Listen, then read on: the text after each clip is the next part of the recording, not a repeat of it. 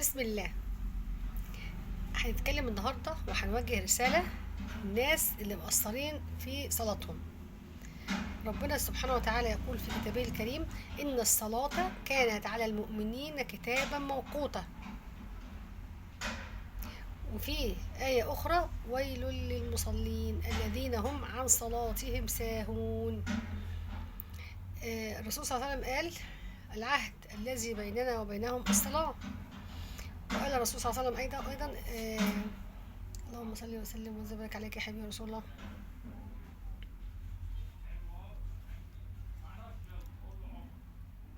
أول ما يحاسب عليه العبد الصلاة، فإن صلحت صلح سائر عمله. أول ما يحاسب عليه العبد الصلاة، إن صلحت صلح سائر عمله. وفي وقت الصلاة الرسول صلى الله عليه وسلم يقول: أرحنا بها يا بلال. ما بيقولش أرحنا منها، أرحنا بها يا بلال. الصلاة راحة للقلب وراحة وسكينة للقلب. يقول الرسول صلى الله عليه وسلم في الرسول صلى الله عليه وسلم في حديث آخر: الصلاة مفتاح الجنة. كل الأحاديث دي يا جماعة على الصلاة.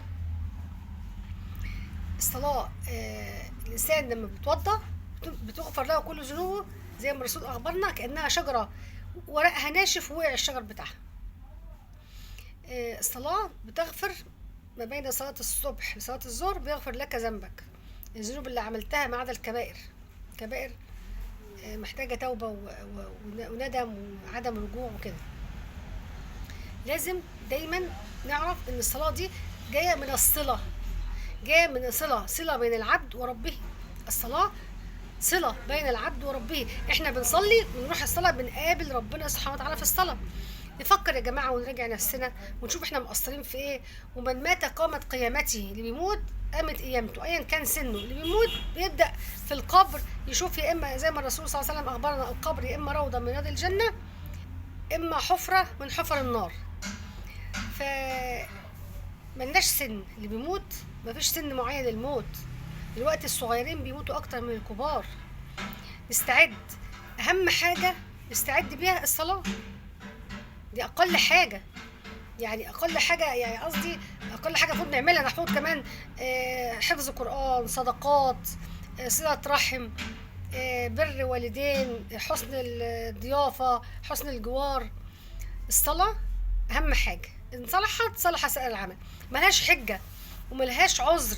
اللي مش بيقدر يصلي وهو قائم يصلي هو قاعد، يصلي هو مضطجع، يصلي. الصلاة ملهاش عذر انك تتركها. الصلاة آخر وصية رسول الله صلى الله عليه وسلم: الصلاة الصلاة وما ملكت أيمانكم. الصلاة الصلاة وما ملكت أيمانكم. الرسول صلى الله عليه وسلم آخر وصية أوصانا بيها الصلاة. نفكر كده كل واحد يشوف إيه اللي بيأخره عن الصلاة، إيه اللي ما بيخلوش يصلي. الشيطان، يعني أكتر وقت بيحزن فيه الشيطان لما يلاقي ابن آدم ساجد، يقول: يا ويلته أو يا ويلتي، أمرت بالسجود فعصيت، وأمر بالسجود ابن آدم فأطاع. الشيطان بيحزن لما احنا بنسجد، وبيحاول على قد ما يقدر الشيطان يبعدك عن الصلاة على قد ما يقدر. الشيطان بيضحك علينا وبيبعدنا عن الصلاة.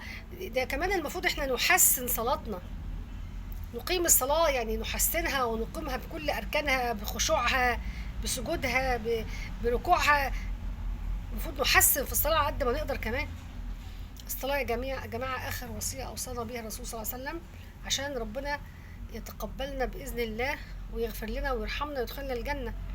يعني يبقى لنا حاجة، يبقى حتى لنا وش نقابل ربنا.